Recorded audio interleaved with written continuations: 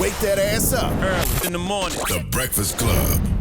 Morning, everybody. It's DJ Envy, Angela Yee, Charlamagne the Guy. We are the Breakfast Club. We got a special guest in the building. Friend to the room, Miss Angela Rye. Welcome. Thank you so much. It's good to be with you all. It's been a little while. Yeah, how you holding up before we start? How's the pandemic treating you? Where you at? I'm in LA. It has been really good. I feel like I've learned a lot about myself and probably most importantly, have really taken the time to hone my craft, to get better at some things, and to figure out some things that I need to let go, but just constantly trying to move and grow, just like y'all. Gotcha. Oh, that's beautiful. So you like what you see. You like what you see when you're looking in the mirror. What is that? What is I don't know. that? I don't know what else. What move was that? But Angela, we You wanted know, to talk to you ahead. in particular today about John Lewis Yeah. and to get your thoughts on the funeral was yesterday. So we just wanted to hear from you as someone who personally knew him, worked with him, supported him. He supported you as well. Mm-hmm. Yes. First, I want to tell you all that when I think of Congressman Lewis, I just think of someone who is truly the people's champ. I'm sure you all have discussed and know that he lay in state in the Alabama State Capitol as the first Black person to ever do that, and the last person who lay in state in the Alabama State Capitol was George Wallace. So poetic justice there. He lay in state in the United States Capitol. His wife preceded him in death, Lillian, who also worked with him and was one of his biggest champions. And he has a son, John Miles Lewis, who he leaves behind. But I think what's important for people to know is so much of the coverage that we've seen has been laser focused on John Lewis with that trench coat on and that backpack walking across the Edmund Pettus Bridge. But so often you don't hear about what happened when John Lewis crossed that bridge and the storied career he had after that. So, for example, John Lewis was called and known as the conscience of the Congress, which is the very same moniker that the CBC is so often referred to as. He, I would argue, was not just the conscience of the Congress, but the very heartbeat and the conscience of this country.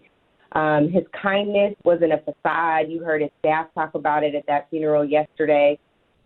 He was the exact same person in his professional and personal life. And so often he's known as the boy from Troy, which of course is the nickname that Dr. King gave him. But beyond that, he went on to serve 17 consecutive terms in Congress, but that was not before he lost his first congressional race, went on to become a member of the Atlanta City Council. And he also went on to be appointed by President Carter to serve over something called Action, which was a volunteer organization under Jimmy Carter. He had 3 presidents pay tribute to him at his funeral yesterday. And, of course, Barack Obama eulogized him and said some very important things, issued some very important challenges. In addition to President Obama, you had 50 members of the House of Representatives who flew down for the funeral, in addition to Senators Cory Booker and Kamala Harris. That was the 6th day of services. So that tells you the powerful nature of John Lewis. If you don't know him, read about him, watch the documentary Good Trouble about him. It's phenomenal. And in addition to that, have the foresight to publish in the New York Times yesterday an op-ed. And one of the things that really stuck out to me in the op-ed yesterday said, ordinary people with extraordinary vision can redeem the soul of America by getting in what I call good trouble, necessary trouble. Voting and participating in the democratic process are key.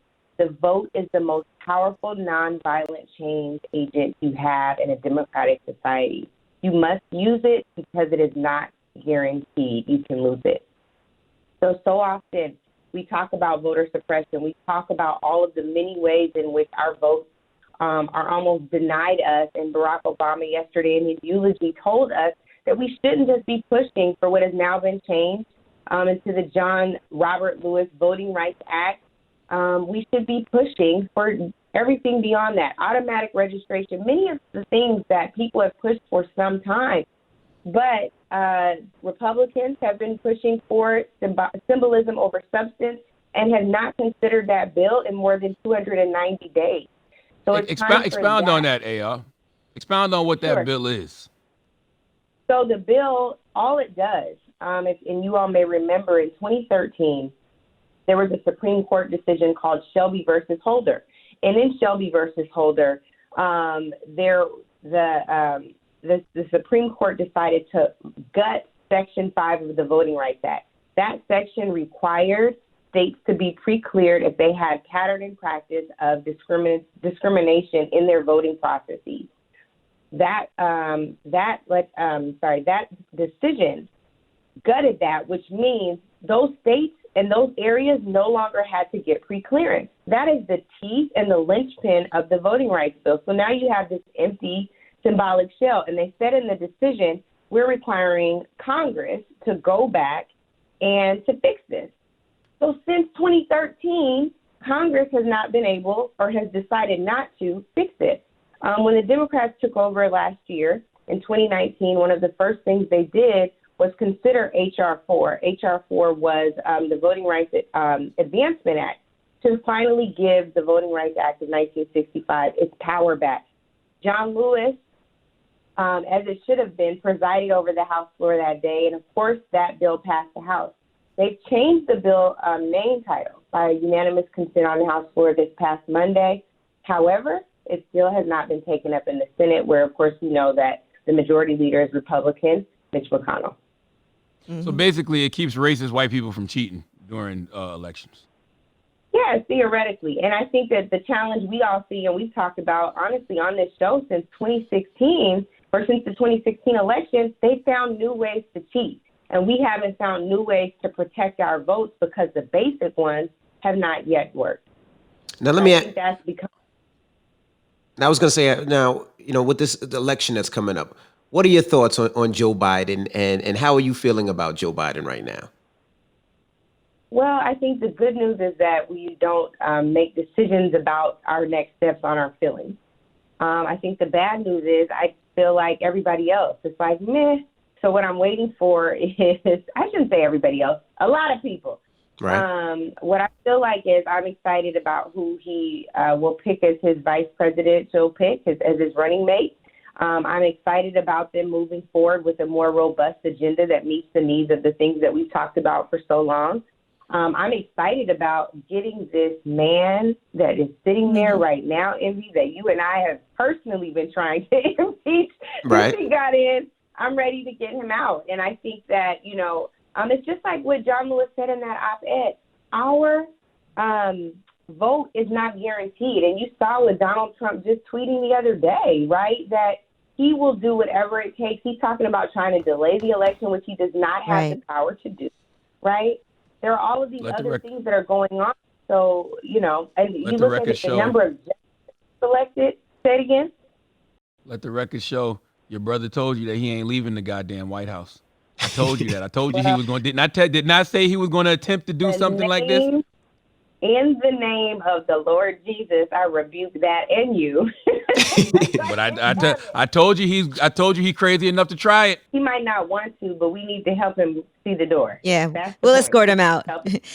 Now, Yes. Angela, earlier you were talking about being excited about who the vice presidential pick is going to be. So who would you be really excited about if they said, okay, Joe Biden, because he's going to announce it very soon. So who do you think it will be, and who are you the most excited for?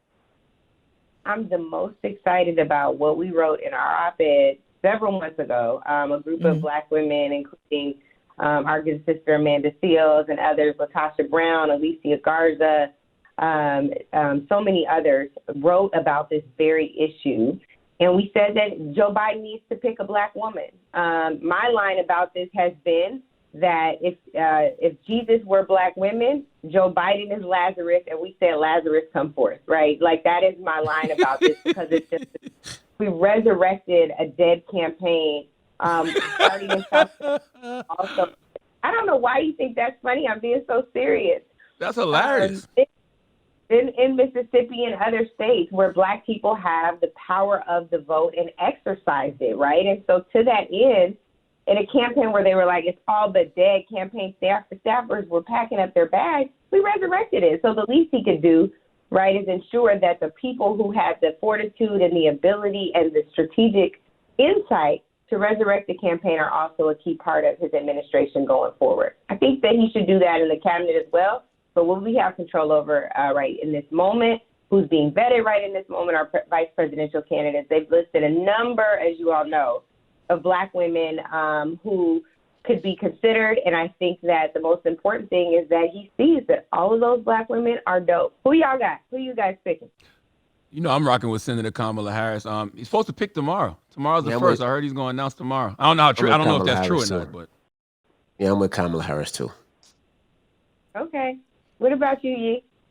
It's hard for me to say. I think Kamala Harris has the biggest name out of everybody else that is a potential. But, you know, I'd be excited for somebody that worked alongside Barack Obama as well to be the vice president. Honestly, like, I think there's 4 or 5 people that I would be happy about. I think Kamala Harris, though, probably has the best shot because of the familiarity that people have with her and the support that she's already had and her track record as well. So, but I like Val Demings. Okay. Yeah. Val Demings from Florida, who was also an impeachment manager, as you all know. And then I know you all will be sitting down soon with Congressmember Karen Bass, who's also the chair of the Congressional Black Caucus. She, of course, is on that short list as well and is brilliant, was the first speaker of the California State Assembly, the first Black woman speaker of the California State Assembly. So she made history and is used to it. But there's some incredible women on the list. And, of course, Kamala Harris's advantage is that she was in the Democratic primary and as a former prosecutor could definitely tell this president, the current sitting president, what the law is all about, because apparently he missed that memo. I want to go back to Mr. John Lewis for a second. How does the death of John Lewis, like, energize you moving forward when it comes to your activism? One, I think that those are some broad shoulders to stand on, and I'm so grateful for that. You know, one of the last things he did, and he also referenced it in the op-ed, was go and stand in the center of Black Lives Matter Plaza in Washington, D.C. And right after that, I think the very next day, he was admitted to the hospital. When I think about John Lewis, I think about never giving up. He always used to say, never give up, never give in. And I think about the many ways in which he did that. We talk so often, again, about that bridge, but we don't talk about 17 terms in Congress, all of the things he did, both legislating and in continuing his advocacy and his activism, sitting on the House floor, like commanding a sit-in when the House Republicans wouldn't consider gun reform after the Pulse nightclub shooting, that mass shooting in Orlando. He held a sit-in and begged them to allow them to vote on a gun reform measure, right? He also, I think a lot of people don't know, he's responsible for the National Museum on African American History and Culture. He's responsible for the bill that ensured that we could have what Black folks in D.C. call the Blacksonians, right? He has done so much, and I think what I'm the most proud of and where I relate to him the most is in being a strategic legislative mind. And he was formidable, finding ways to find synergy with people on both sides of the aisle.